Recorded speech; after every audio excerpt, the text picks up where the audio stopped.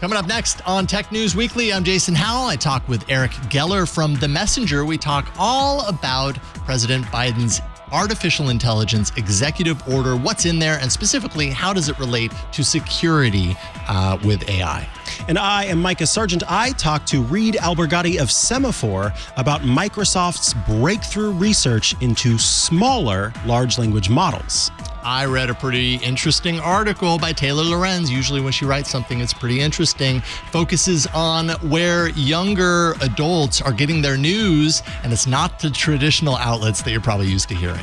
And an unfortunate story reveals that the law needs to catch up with AI after students in a New Jersey high school discovered photos that were faked of them had been shared with the classmates. These were nude photos, unfortunately. So we learn about where the law is and kind of where it needs to go next. All that coming up on Tech News Weekly. Podcasts you love.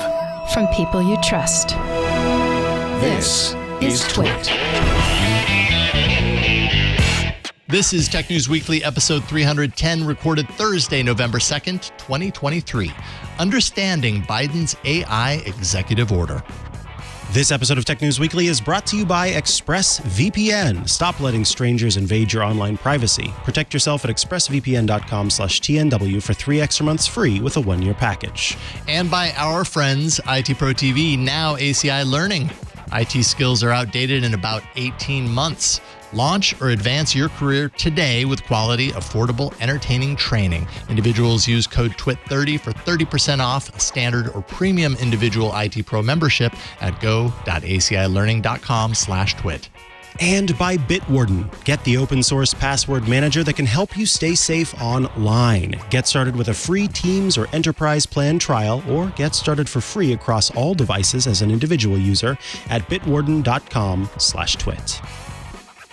Hello and welcome to Tech News Weekly, the show where every week we talk to and about the people making and breaking the tech news. I am one of your hosts, Mikah Sargent. And I'm the other guy, Jason Howell, here to talk a little AI. Actually, today's show has a good amount of AI. It does, as it often does these days, because the world has a good amount of AI, That's right? true. Soon this planet is going to be completely, like the core of planet Earth will be filled with AI. That's basically where we're headed.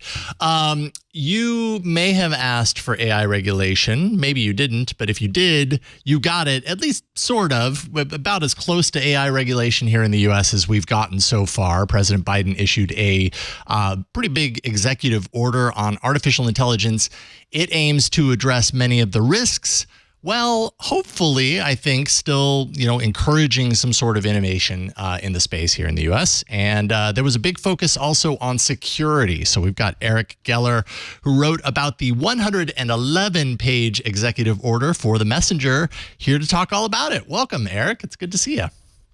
Good to see you too. Thanks for having me. Yeah, absolutely. So before we talk about security, let's maybe just, get some sort of standing on the basics here. White House says this is, quote, the most sweeping actions ever taken to protect Americans from the potential risks of AI systems. What are some of these risks that they're calling out here that they're really focusing on? 111 pages is a lot of ground to cover, but what's your thoughts there? It's a wide range of risks. So we're talking about things like hackers potentially using AI to improve their cyber attacks, which is something that I focused on. But we're also talking about things like protecting the privacy of folks' data when it's getting used to train these algorithms. And we're talking about things like algorithmic bias. So making sure that if you're using AI to recommend medical treatments, that you're training that AI on a wide set of patient experiences so that it's not recommending something that is not going to work for you depending on your ethnicity or something like that. So AI is just now emerging as an issue that, yes, it has a lot of potential, but it could also sow a lot of chaos in a lot of different areas. And one of the things that the executive order tries to do is hit each of those in a different section and talk about how the administration wants different agencies to work on not necessarily solving those problems. I don't think the AIEO contemplates solving all of these problems. What it does address is, let's get our hands around the scope of the problem, and from there we can work with the companies to figure out specific solutions. Yeah, and this really isn't the first step that we've seen the White House kind of focus its attention on AI in. It was just a year ago that they laid out its AI Bill of Rights. I don't know really what came of that. I'm sure that, probably directly informed what we're seeing here. And like I said, 111 pages, it's no small, little, couple of page memo that has been written up here. What is the size of this? Tell us about how the U.S. government is seeing AI. And I mean, maybe that's even more evolved than it was even a year ago. But what does that tell us? It tells me that they understand, the folks in the White House understand that this is a problem that is going to crop up on many different fronts. You can't just look at this in the cybersecurity context, although that's kind of what I focused on in my story. Mm-hmm. You also have to look at it in terms of bias. You have to look at it in terms of privacy. There are different sort of permutations of the AI threat. And the EO, again, is trying to say, look, we understand that these problems are going to crop up in multiple different areas. We're trying to kickstart work on each of those areas, but this is just the beginning. All right. So you've mentioned that you focused largely on the security aspect, which is a piece of this, and we can talk about other pieces here in a second. But let's focus on security to kind of start off with. Plays a very big part of kind of the directive of what we're seeing here. How exactly does this executive order address the use of AI for things like hacks, for exploitation? Does it have any sort of consequence tied into it? Or like you said earlier, is it just really about raising awareness in regards to security? So it kicks off a pretty ambitious project to get all the different parts of the government that sort of watch over what they call critical infrastructure. So that's our hospitals, that's our power grid, that's our water facilities, and integrate AI security guidance into how they talk to these different companies and say, here's what you need to be doing, here's how we're going to assess what you're doing. Right now, AI is not a big part of that. This executive order is kicking off a process of integrating AI into that kind of oversight and eventually regulation. We're not there yet, but it will eventually lead to, at different agencies, regulation on, hey, how are you using AI? And also, how are you protecting yourself from AI? So that's one big thing. The other big thing is, when companies test large language models, when they train them, they are going to have to provide reports to the government about the results of their security tests. So most of the major companies have actually voluntarily pledged to the White House, we will test our large language models to see how hackers could exploit them. We will pretend to be hackers. It's called red teaming. And we will try to find problems. And if we find them, we'll fix them. This executive order says, if you do this in the United States of America, you must tell us the results of those tests. And it also, interestingly, requires reporting by the cloud service companies. So think Amazon, think Google. Whenever somebody's buying space on one of these cloud platforms to test these AI systems, which you need to do because they are so computing intensive, if you're buying space to do that, Amazon or Google or whoever has to tell the government, hey, we had a customer sign up because they want to do some AI testing. So that's a way for the government to try to get a sense of how many different people out there are trying to do this, so that, because the first thing, if you want to regulate, you have to understand the space. So these are efforts to try to get their arms around the scope of the activity and then get their arms around the scope of the problem. From what you just said, it makes me think like the pessimistic view of this is that an AI company can. Let me try and resynthesize. You mentioned if they do these red teaming tests, then they have to share that with the government. Is there any possibility that they just don't do the red teaming test because they don't want to share this kind of information? They'd really probably be shooting themselves in the foot by doing that as well. But is that a possibility here? Or are they saying you must test these things in these ways, and when you do, you have to share that information with us? It's a really interesting combination of voluntary and mandatory. So the major companies have already promised voluntarily that they will do these tests. And the executive order says you have to share the tests with us. So the Biden administration, the White House, is getting around having to say, we are going to make you do these tests. But only because they've already gotten promises from the major players to do the tests anyway. Now, that doesn't account for that doesn't sort of cover the waterfront of anybody who could do AI research. But right now, because you need so much computing power, the major players represent the vast majority of activity in this space. And at various White House meetings over the past few months, they have committed already to doing those tests.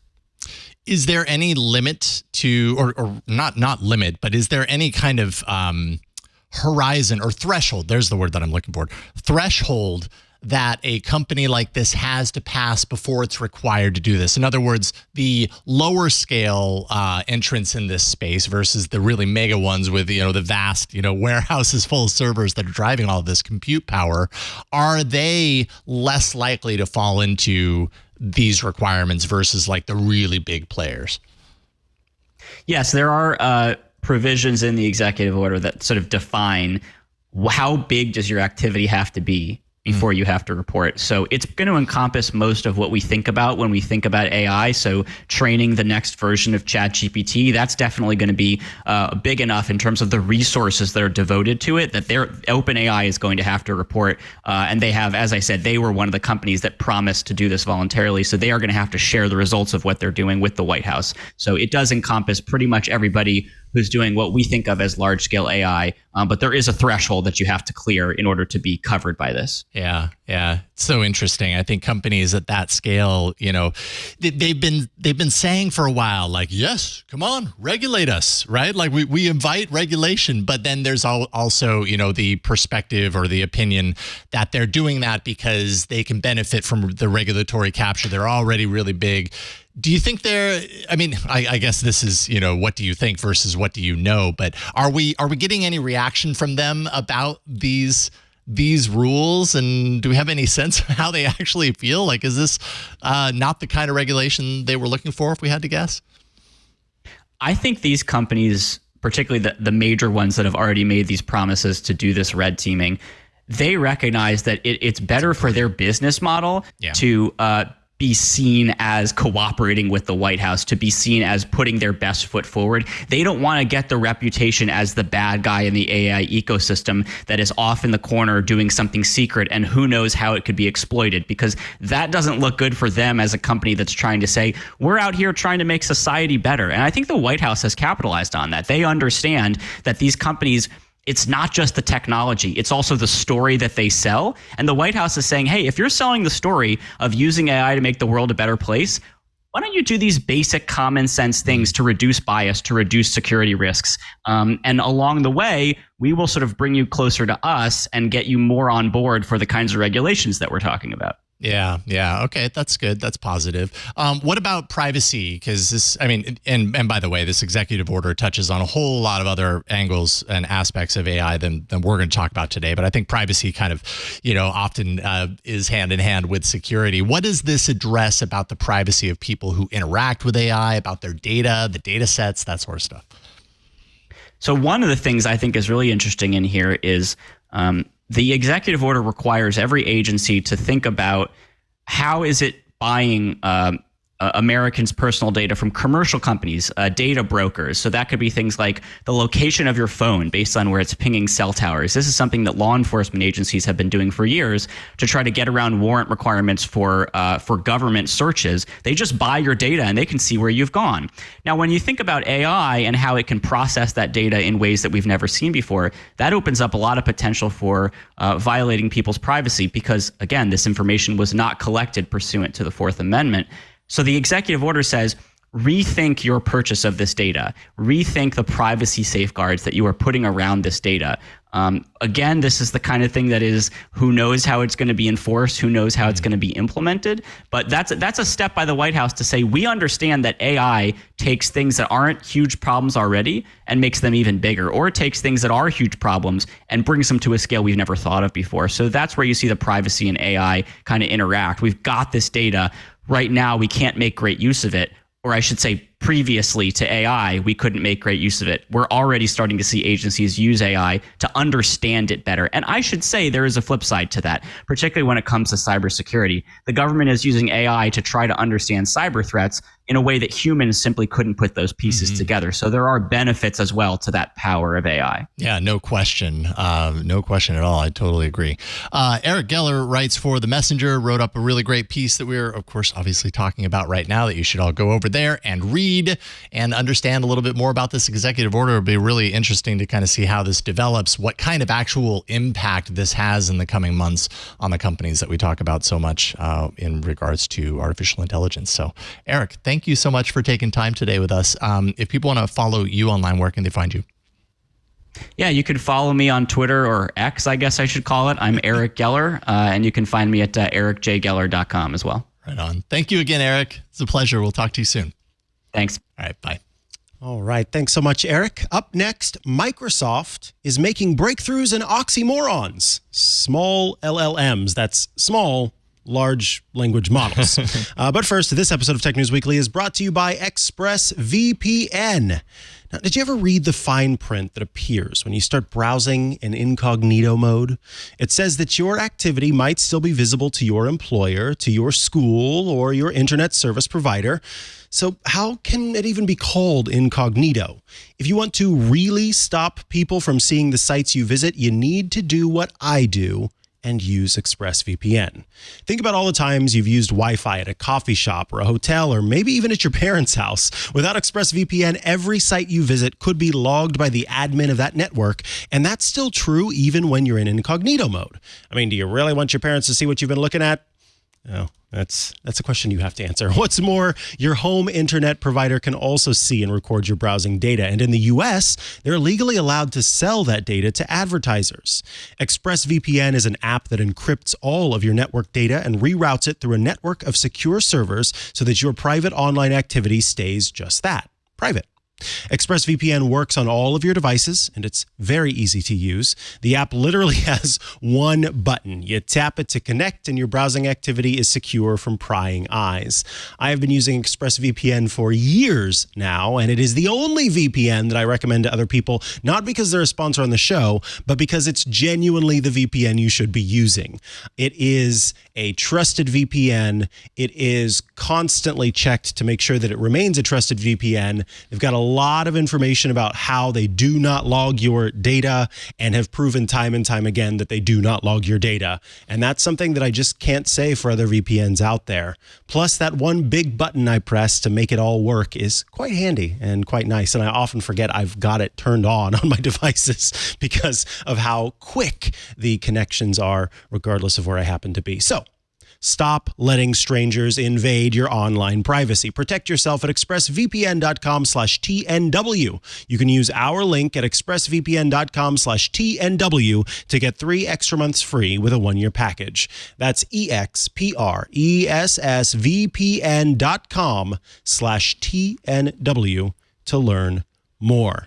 Our thanks to ExpressVPN for sponsoring this week's episode of Tech News Weekly.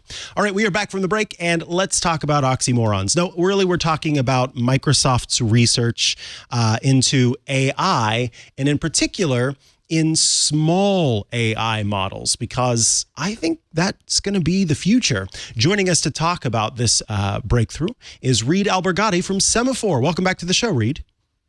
Thanks for having me. Good to see you. Yeah, good to see you too. So let's kick things off by telling us a bit about Microsoft's recent breakthrough with their small AI model. I believe it's at Phi 1.5, and how it compares to OpenAI's GPT-4 in terms of its capabilities. Yeah, I mean, I think they call it Phi, based on the conversations I had with the researchers, who shared some pretty interesting exclusive information on this breakthrough, which is that Phi 1.5 is now multimodal, which means it can look at images and tell you sort of what's happening in an image. That's a capability that pretty recently was added to GPT-4, albeit on a much larger scale. And what these people at Microsoft Research and other companies have been doing is looking at these gigantic models, these foundation models like GPT-4, and essentially trying to understand how they learned what they learned, and then doing that on a much smaller scale, but in a much more targeted way, so they can get some of the same, what they call reasoning capabilities, in a much more efficient package, in a way that sort of these models can be run on laptops if you want to. Whereas GPT-4, has to be run on these gigantic servers with graphics processing units, and as your listeners probably know, there's this huge shortage of those. So they're running up against some infrastructure problems. Absolutely. And so when we talk about, GPT-4 and ChatGPT just recently went multimodal and has provided that capability of using sort of different modes of AI. So tell us about what it means for this sort of smaller AI model to have gone multimodal, and is it significant that it's been able to do that? I think it's really significant. I mean, the researchers actually seemed somewhat surprised that they were able to do this, and with so little data. You sort of think about images, you think about, terabytes of data, millions of images to get these models to learn. And I think they did it with 30,000 images, they said. Wow. They were able to do this, and it just added it was like a negligible, a couple of million parameters, which, when you're talking about GPT-4, that's a scale of they have about 1.7 trillion parameters. So it's really like no difference. And what's so fascinating, and why they're really shocked by this, is that there is such a huge size difference. If you put it into like distance, in terms of distance, then GPT-4 would be like the Empire State Building, and Phi 1.5 would be like a sub sandwich. It's just like a foot long. I mean, it's a huge difference. So I think what's sort of interesting about it also is that what they're learning about how large language models learn in this process. Mm-hmm. They're really making some breakthroughs. Now, so I loved that comparison that you drew there. That was really helpful for me to kind of understand the size difference in terms of the parameter count. And so with that in mind, why is it better maybe that it's using fewer parameters, and kind of how does that impact companies who are making the choice between something like GPT-4 and then this Phi 1.5, the Empire State Building versus the foot long? Why would a company want to choose one or the other? Yeah, it's interesting. I mean, when you and I mess around with ChatGPT, we're asking these really broad questions about all sorts of things. But when you look at what companies are trying to do with these things, is they're really trying to focus those models down on the data that they have at their company, right? So they want to run all these corporate documents through a model, and then the model will and then prompt it and say, okay, what's my sales forecast for next year? I'm just making that up.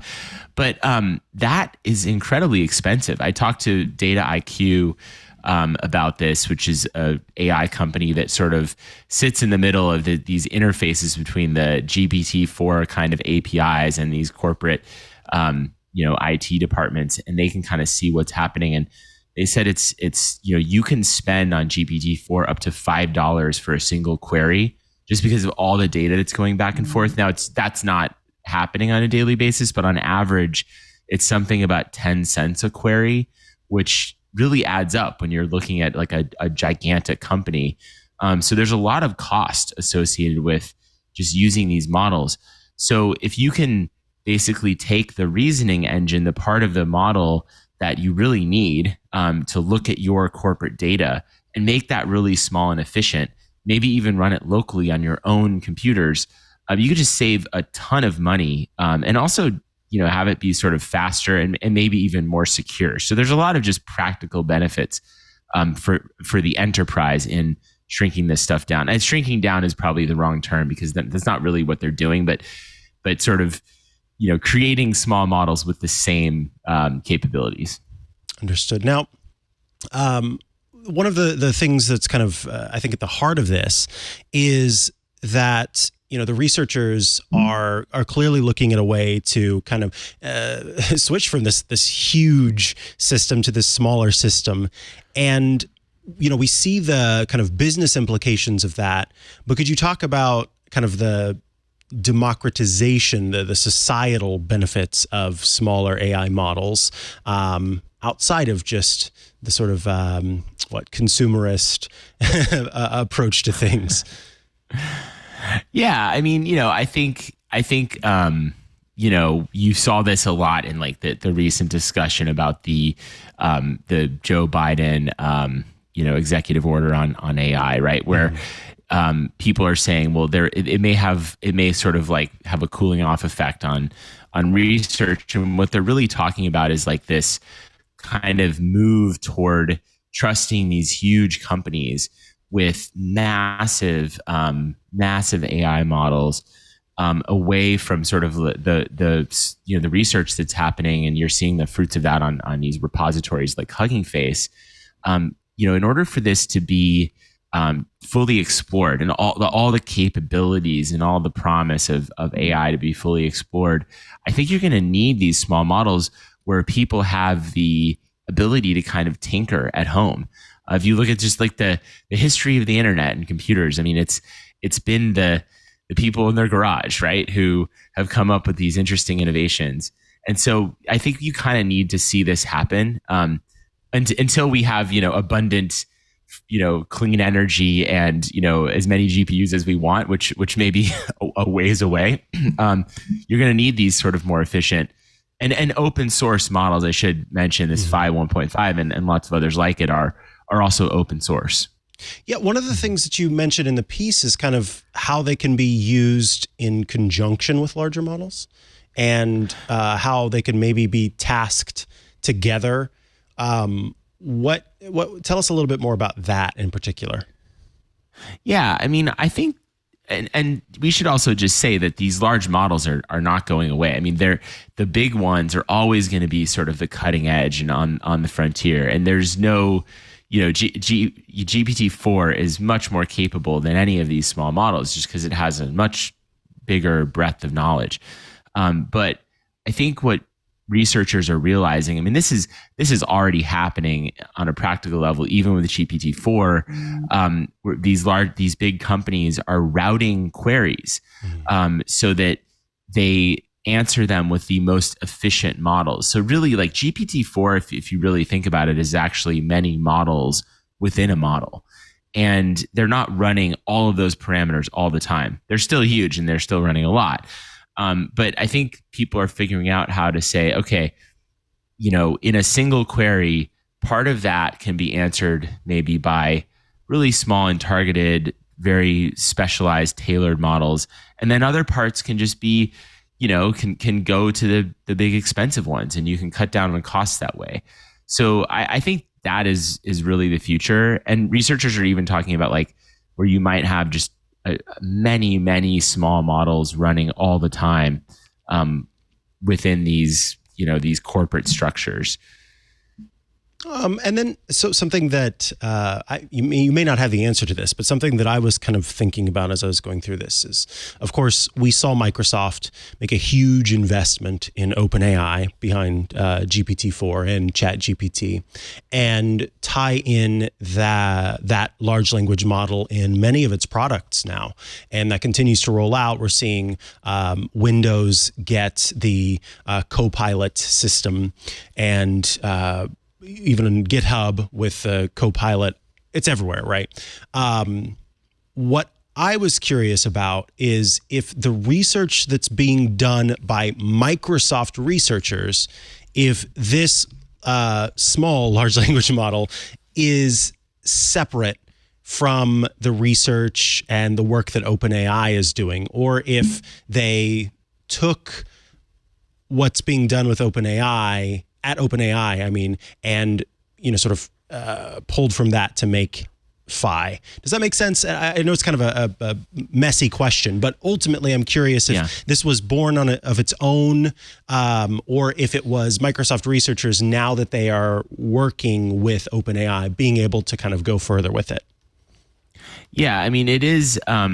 I see what you're getting at. I mean, yes, and this is Microsoft Research, which is a separate department within Microsoft that does its own independent research, oftentimes that has little to do with the company, with the actual business that Microsoft's running.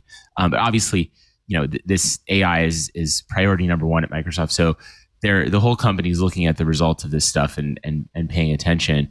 I think actually Microsoft and OpenAI are working, pretty closely together on this stuff. And I think there's actually kind of a symbiotic relationship where these models get bigger and then researchers figure out, and this has been going on for a long time, by the way, in the field of AI. The researchers kind of look at these models and then figure out, okay, well, how are these models working? How do they learn? And then sort of, transfer that knowledge back into the small models. And then the stuff they learn during that process actually becomes helpful in, the next iteration of the large models. So it's kind of this knowledge going back and forth.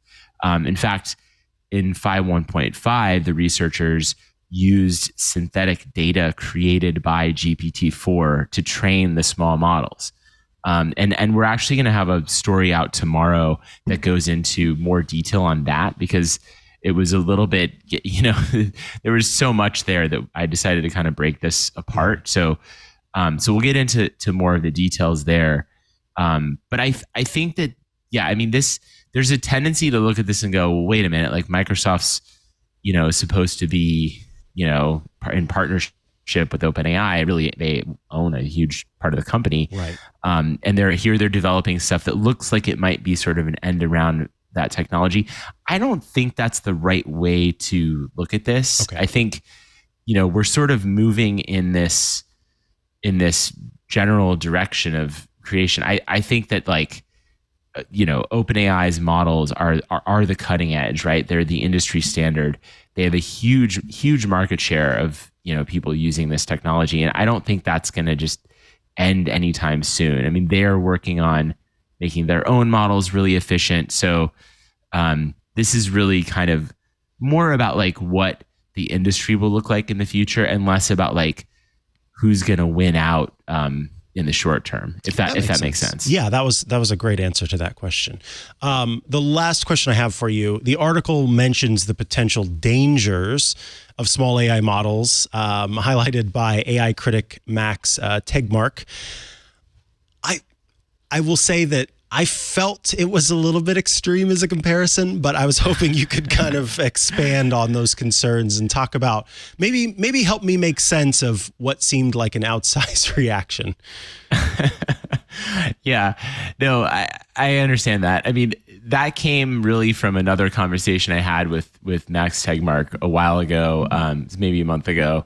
Where was I think it was the 6-month anniversary of this letter that he wrote about pausing, asking for a pause, right, in AI development.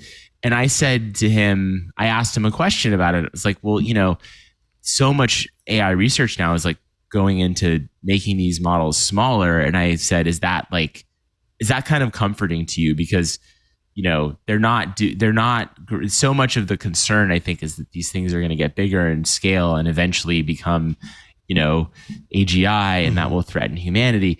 And he said, oh no, on the contrary, that scares me even more, because that's like saying, if you put a nuclear bomb in a suitcase, are you less scared? I think that he's talking about something that's far off into the future. And I don't have, the ability to know. I don't think anybody really does, Right. Whether that's a real concern or not. But that is the kind of thing people are thinking of. So if these small models get so capable, or if they're able to mimic whatever is in the large models, then, eventually when you get to an AGI capable large model, then it stands to reason researchers will figure out how to put that into a very small package, and then it kind of proliferates around the world, and there's nothing you can do about it, right? I think you can't just pull the plug on so the if data it's center. large, then the one thing that everybody's accessing, you could pull the plug on that. But if everybody's got one, okay, that makes sense. I get that now. That makes a lot more sense. But again, I think we're talking about something that's it's so theoretical at this point. I don't want to dismiss these concerns, but I mean, we don't know. There are arguments, against that ever happening, and I think it's. I don't want to be alarmist, but I think it's something we try to do in Semafor, is give different perspectives, and so Right. I thought that was an interesting it's at least a thought-provoking take on this, otherwise more, story about the practical realities of how to scale AI today. Yes, it absolutely provoked thoughts from me. So it was a good thing to include. I want to thank you so much for taking the time today to kind of walk us through everything that Microsoft is working on in terms of these small AI models. Everybody, of course, should head over to Semafor to check out your exclusive interview to get more information about it. But if folks want to follow you online to keep up with what you're doing, is there a place they can go to do that? Yeah, I mean, I'm on X.com, which is a social media site. I don't know if you've heard of it, at Reed Albergotti, and Threads. I'm trying to get into that. So follow me in those places on the web as well, please. Awesome. Thank you so much. Thank you. It was fun. Reed. All right, coming up, a report that shows where young adults are going for their news. And surprise, at least according to the report, it's not the legacy media that we are used to. We're going to talk a little bit about that. It's very interesting stuff. But first, this episode of Tech News Weekly is brought to you by our friends, IT Pro TV, now ACI Learning. Our listeners, I mean, if you've been with us for a long time, you know the name IT Pro TV. One of our trusted sponsors for the last decade. As part of ACI Learning, IT Pro TV, now IT Pro, has elevated their highly entertaining, bingeable, short format content with over 7,200 hours to choose from. New episodes added daily, so you always get that fresh content to learn from. ACI Learning's personal account managers will be with you every step of the way, so you can fortify your expertise with access to self-paced IT training videos. You've got interactive practice labs, so it's not just watching videos, it's getting involved, right, with those labs, and certification practice tests, which will challenge your knowledge. One user shares, excellent resource, not just for theory, but labs incorporated within the subscription. It's fantastic. Highly recommend the resource and top-class instructors. That's their quote. Don't miss ACI Learning's practice labs, where you can test and experiment before deploying new apps or updates, all without compromising your live system. MSPs, you're going to love that. And you can retake practice IT certification tests so you're confident when you actually sit down for the real exam. ACI Learning brings you IT practice exam questions from Microsoft, CompTIA, EC Council, PMI, and many more. You can access every vendor and skill that you actually need to advance your IT career in one place. ACI Learning is the only official video training for CompTIA, in fact. Or check out their Microsoft IT training. They've got Cisco training, Linux training, Apple training, security, cloud, and the list goes on. Learn IT, pass your certs, get your dream job. That seems like a pretty awesome roadmap right there. Or if you're ready to bring your group along, head over to our special link and fill out the form for your team. Twit listeners actually receive at least 20% off an IT Pro Enterprise solution and can reach all the way up to 65% for volume discounts, depending on the number of seats that you need. So learn more about ACI Learning's premium training options across audit, IT, and cybersecurity readiness. Just visit go.acilearning.com/twit. And for individuals, you can use code TWIT30. You'll get 30% off a standard or premium individual IT Pro membership. That's go.acilearning.com/twit. We thank them for their support, their longtime support of what we do here at Twit. Thank you, ACI Learning. All right. One of my favorite journalists online, Taylor Lorenz, is just awesome. I love the way I love the topics that she finds and decides to drill into, because often they kind of take me by surprise, or I'm like, oh, this is just a world that I'm not super exposed to, and it's nice to kind of go down that road with her and her writing. She did that here. Wrote a piece for the Washington Post about shifting attitudes around news authority with younger people today, specifically kind of like the younger adults. She writes that the economics of journalism have shifted very heavily in the last handful of years, especially. Big surprise, many younger, do we still call them netizens? Is netizen still a word? Have you never heard netizen? Citizens on the net? Netizen is such an old word anyway. Yeah. this shows you which generation I am involved in. They're getting their news not from traditional journalism outlets, but from places like TikTok, YouTube, and Instagram. And there's actually a report earlier this year by Reuters Institute for the Study of Journalism that demonstrated this. It's called the Digital News Report 2023. I think it came out in like June, sometime this summer. 94,000 adults, 46 national markets were part of this report, including the USA. 1 in 5 adults under 24 use TikTok as a source for news. And that's actually up 5% from 2022. So that's a number that continues to rise, getting your news from a source like TikTok. The report says that it's really driven by a desire for, and this is a quote from the report, more accessible, informal, and entertaining news formats often delivered by influencers rather than journalists. Also, they, those who would agree with this sentiment note that the news feels more relevant to them. So they feel kind of like a deeper connection to the relevancy around this. And really, like as I read through Taylor's piece, it's not like I haven't heard this before. I've heard that, there are people that really kind of consider places like TikTok and YouTube to be the places where they get their news. And I've certainly experienced times, maybe less so now, but times where I'd say a large part of my awareness around news came from Twitter. Yeah, absolutely. Like I'm still going to read the actual reporting on some of these legacy news sites. The headlines you're finding. But how I'm learning about them, is directly related to Twitter, or has been largely. But in this case, it's a little different, right? Yes. These people are going to places like Twitter because they connect on a certain level with the person delivering the news. Really kind of has something to do with the niche quality of what platforms like this allow for. They actually have an example of a gentleman who graduated in the field of journalism, studied journalism, but still went to TikTok because he realized that there was a certain demographic that he wasn't finding news for that demographic that he could provide. And so then that demographic finds him, and they see in him kind of their own need, and they can kind of connect with that, right? Yeah. So now it's possible for creators to really kind of niche, whatever you want to call that, niche down and still find exactly the audience that matches their own niche. And often in ways that traditional mainstream media and journalism isn't very good at or doesn't represent largely.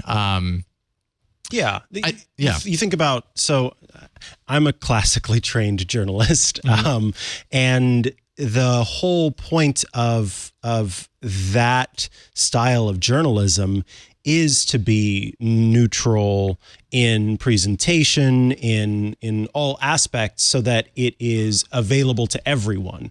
But in being available to everyone, you do end up maybe icing out some folks who feel like they're not being talked to. And so I understand that it's like broadest strokes. Yeah, exactly. Yes. Yeah. If you're going with the lowest common denominator, then you're not reaching maybe. And so if you can, I liked that the individual you mentioned, also a classically trained journalist who went into this. More so, I like the idea of just a random person who goes and reads a couple of things, and then, they somehow amass a following and they're sharing, because then you don't have, I think, the ethics in place. You don't have the necessary skills in place, which I know sounds kind of gatekeepy, but at the same time, that worries me, because I have seen, family members and friends who will, did you hear about this? And I'm like, yeah, I heard about that. And here's why it's not true. And here are 7 different ways that I can show you that it's not true. But you heard it from this person or this thing, and you just, ran with it and thought that it was true. So I can understand why there would be some concerns about this. Yeah. I think what was really interesting to me as I read through this, because I realize, like, at least for myself, like I can totally understand why this happens, and I could see it for myself too. Even though I am of an older generation, I do have, you know, a respect and I don't know what the word is, but I do respect the role of ethics and journalism, and you know, I do trust that, you know, largely mainstream journalism, you know, that they're. Hopefully their goal is to do things without a lot of extra, you know, external influence. And you know, I realize a lot of people don't trust mainstream media. Right. You know, and there have been a number of things that have happened in the last handful of years to give them that distrust, let alone prior to that. And then you've got, you know, those born after the year 2000, they have a much different experience, right? Their life experience involves the internet, involves, you know, going to these places and following people. Like when I think about my experience growing up and looking at celebrity, what is celebrity? And always thinking like, man, that's someone way out there that everybody adores and everybody loves because they're really good and they're unattainable. They're unapproachable. Yes. I could never get close to that if I wanted to. And nowadays, that's different, right? Nowadays, It's pockets of celebrity. Right? it's pockets of celebrity, and they're totally accessible. Right. It's kind of built into the foundation of what it means now to be on these platforms. You want to pull people in, and how do you do that? You create a community that like-minded people together. You foster that, and so I can understand why those born after the year 2000 might feel less of an attachment or association with faceless journalistic outlets that have been around for 100 years. Right. Versus this person that I I watch them and I feel like they get me. And I've got a parasocial relationship with them. Totally. So I totally get it. We're seeing the impact here with legacy news organizations, you know, falling apart. Vice, you know, and these are actually, you know, Vice, BuzzFeed, Gawker. These are like those are not old school. Yeah, these are new school legacy. Yeah. Not old school legacy. Yeah. And yet they're crumbling. But like you said, I think the flip side here is, you know, that it is easier in this regard, you know, call it gatekeeping, call it whatever, but those ethical things, those boundaries are there for a reason. They're there to protect. And this does come at the cost of a higher likelihood of things like misinformation, disinformation, that echo chamber quality, that trap that people can fall into. I'm sure Jeff Jarvis would have a ton to say about this, but I thought it was a really compelling piece to get a perspective, because it's easy to read it and think like, oh, the kids these days, they're getting their news from TikTok. That's just downright ridiculous. Yeah, right. How stupid. Yeah. No. And I don't think that's, I think that can be true. Right. There can be people that you probably don't want to get your news from. And I think that times are just changing. Yes. And kids or people born after 2000 have a different understanding of what they trust. And I think that's evolving and it's changing. And so. And ultimately, there's nothing we can do to change what they're like. So, So I think it's better to try to understand it and provide the necessary skills and knowledge to be mindful about the sources, but to sort of rail against the machine or whatever it's not going to make a difference anyway, because that's where they will continue to. So it's more important that maybe we uplift those creators who are doing it right in the classical sense with the ethics involved, than to say, no, it's so stupid that you're getting your news there. I mean, there's just so much independent journalism, depending on how you define journalism, right? So much independent stuff happening right now. We're seeing more and more of it. You know, these big journalists that have been at a big place like the Washington Post or the New York Times or whatever, and they decide, no, you know what? I'm going to go over here. I'm going to create my pocket, and the people that care about me are going to follow me to my pocket, and they already trust me, or they learned over time that they could trust me, and we're going to be over here in our little area, in our cozy pocket. In our cozy pocket.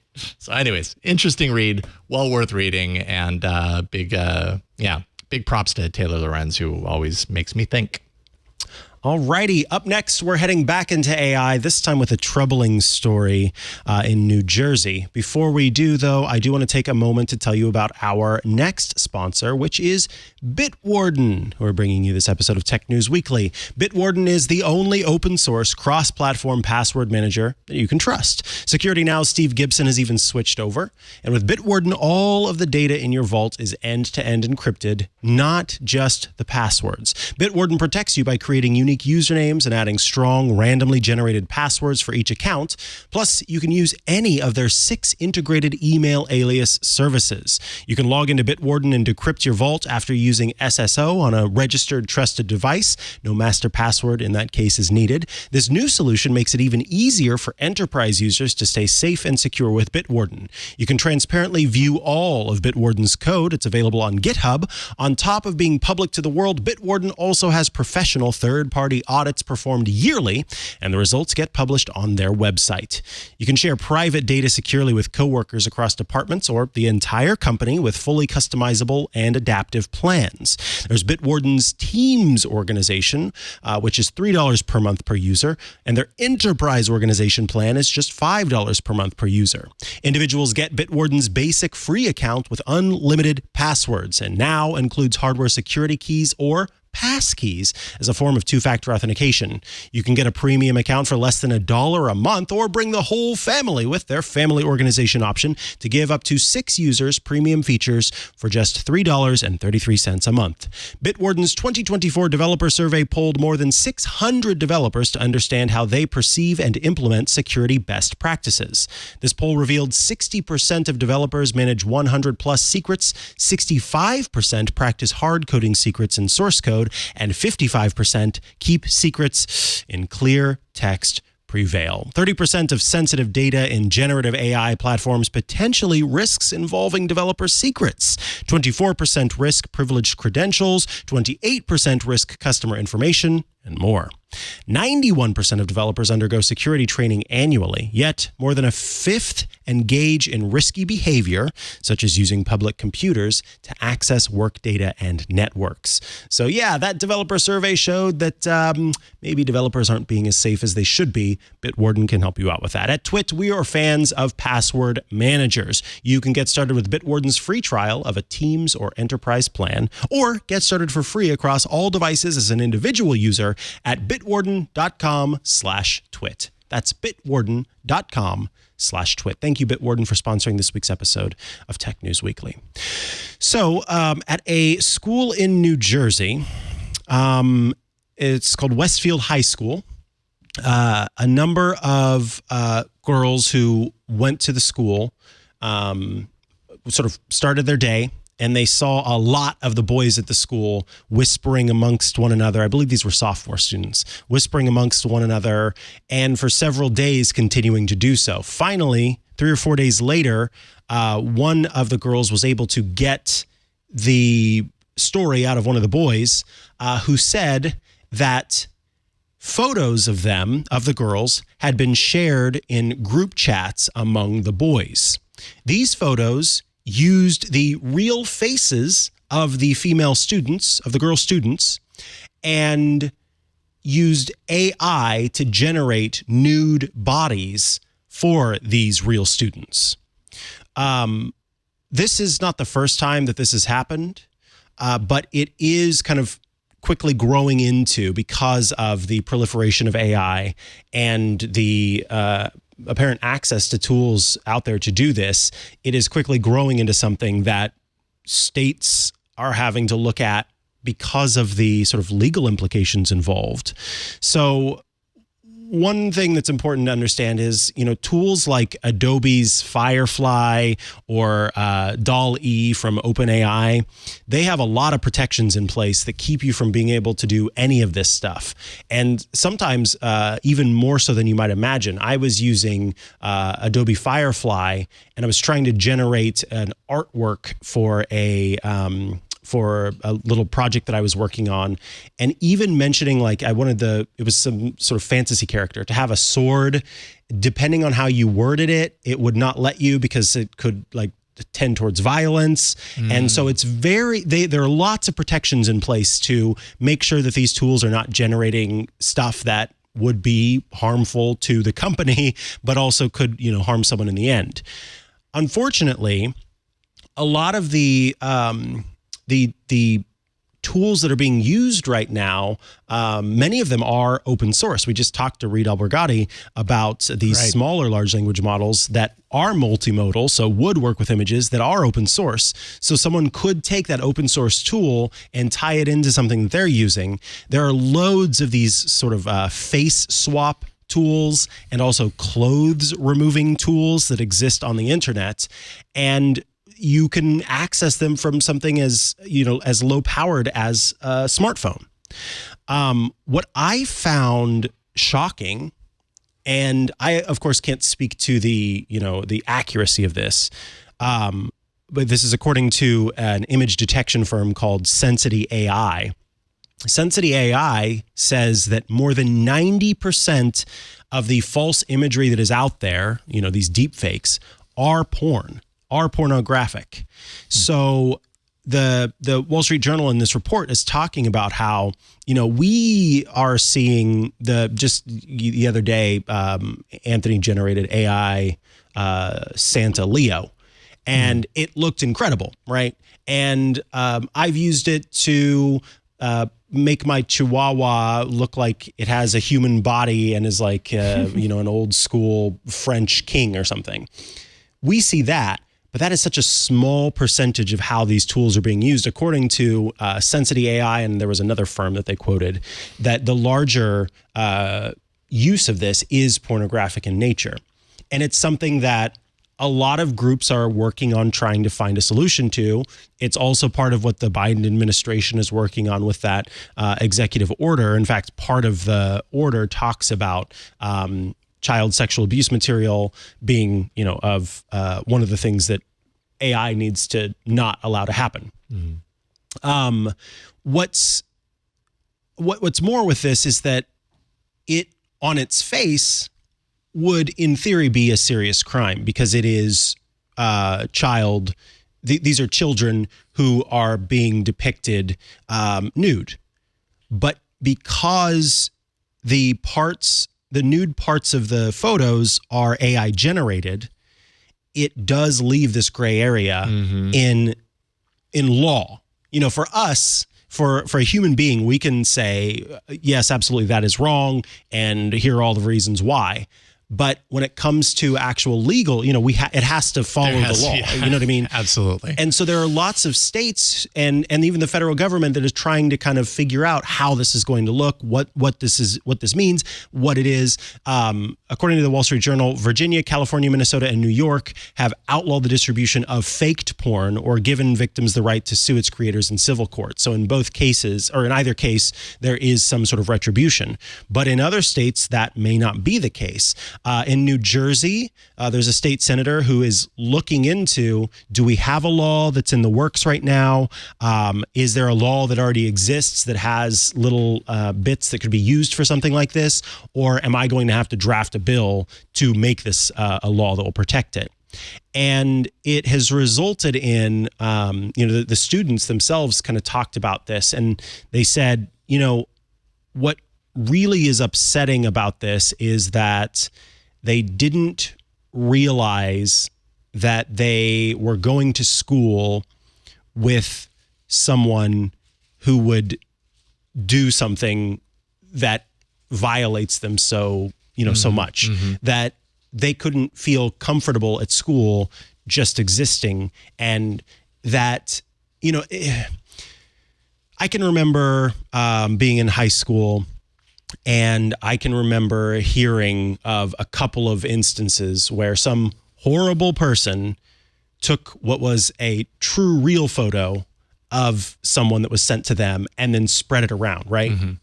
And that is, that was handled, immediately. It was taken care of. It was handled.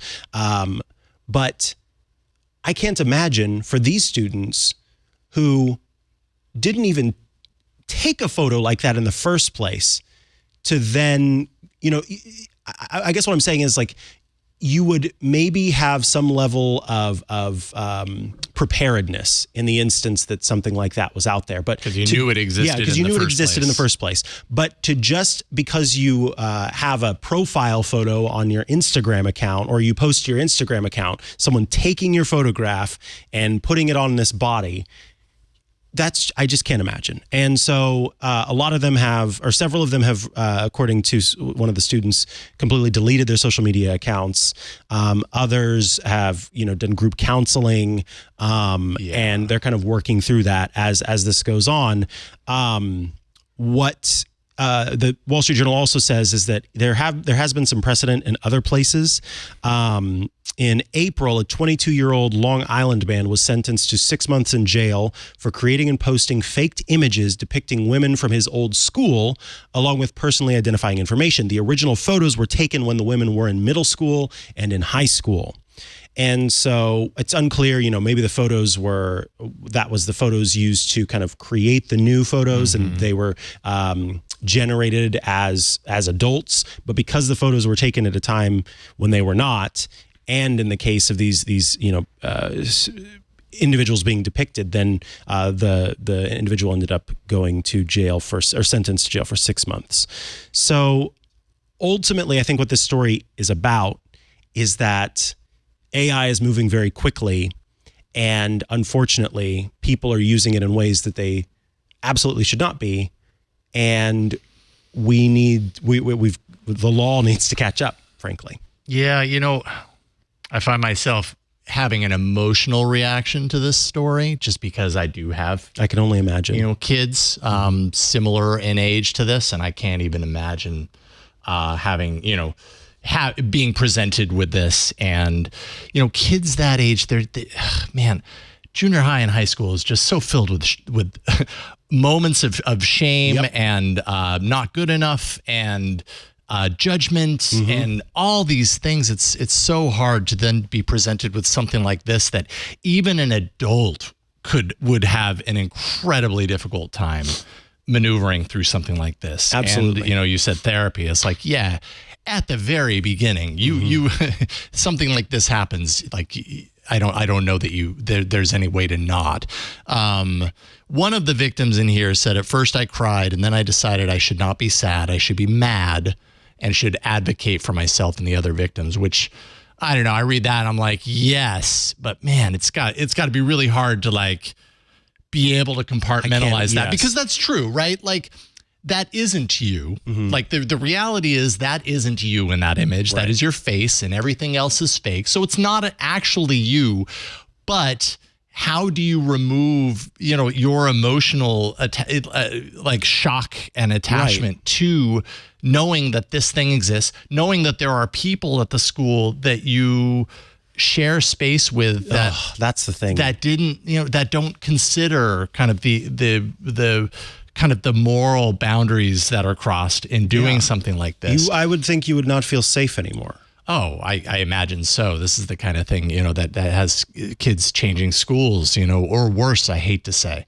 And then yet I'm also presented with something that Leo, had said just this week, which is kind of his epiphany around AI. He said it yesterday on This Week in Google, which is that the enemy is not the technology, because we've always had the technology to do these things. We've always had Photoshop. Yes. It's always been, we haven't always had Photoshop, right. We've had it for a very long time. Years and years we've had Photoshop. And someone who knew what they were doing with Photoshop could very easily do exactly this. Absolutely. It's the people, and it's the people behind it. And how do we educate the people to know that this is territory that you don't tread? Right. That this is wrong. Yeah.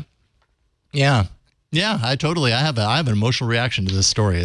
I feel so bad for anyone who encounters this, and especially children. Absolutely. Oh my goodness. That is just awful. Yeah, so there you go. This Wall Street Journal story, definitely worth reading to get a sense of kind of the directions that this technology can be taken. I mean, there's a million different bad directions that AI can be taken, as with any technology. At the end of the day, it's the intentions of the people behind it. What is their intention? That is the real big problem. Yeah, that's from Julie Jargon over on the Wall Street Journal. Yeah, thank you for bringing that.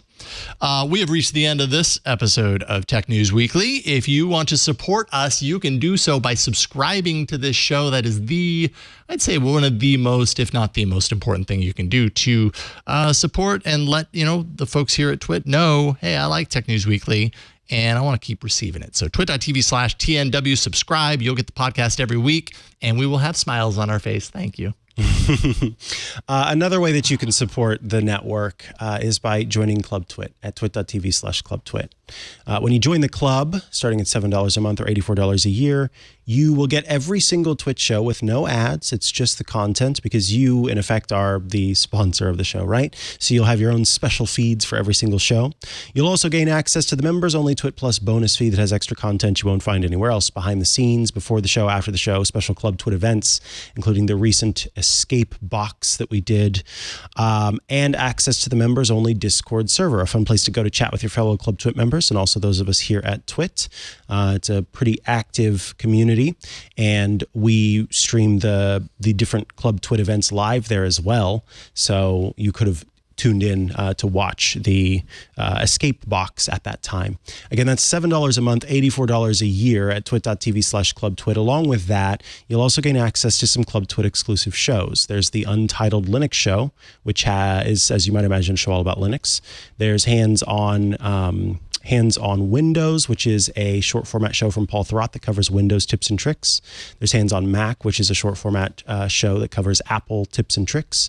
There is the Home Theater Geeks program, which is Scott Wilkinson's show where he talks all things home theater, including interviews, reviews, questions answered. It's great for all of that stuff to deal with the home theater.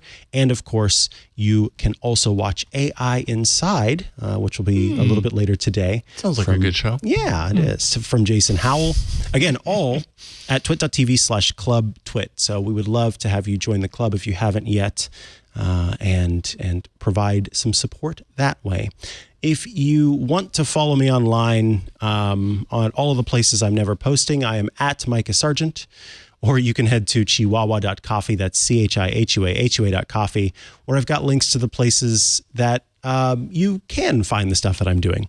You can watch iOS Today on Tuesdays with Rosemary Orchard and me, Mikah Sargent, where we cover all things Apple, save for the Mac. It's kind of all of their mobile platforms.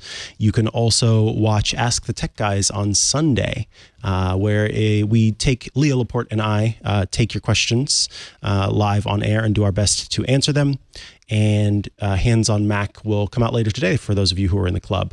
So you can also watch that. Jason Howell, what about you? Yeah. Well, I'm trying out a new thing. So go to raygun.fun. Woo! See, it rhymes. It's easy-ish to remember. Raygun.fun. You'll find all the ways that you can follow me online. It's just easier just to go raygun.fun. Or say it out loud. At least say it out loud once. You'll have fun when you say it out loud. It's just enjoyable. Thanks to everybody who help us do the show each and every week. John Ashley, John Slanina, Burke McQuinn, sometimes Anthony Nielsen. We've got everybody involved with this show, including you. Without you, we wouldn't have a show. So thank you for watching. We'll see you next time on Tech News Weekly. Bye, everybody. Come join us on This Week in Enterprise Tech. Expert co-host and I talk about the enterprise world, and we're joined by industry professionals and trailblazers like CEOs, CIOs, CTOs, CISOs, every acronym role, plus IT pros and marketeers. And we talk about technology, software plus services, security, you name it, everything under the sun. You know what? I learn something each and every week, and I bet you will too. So definitely join us. And of course, check out the twit.tv website and click on This Week in Enterprise Tech. Subscribe today.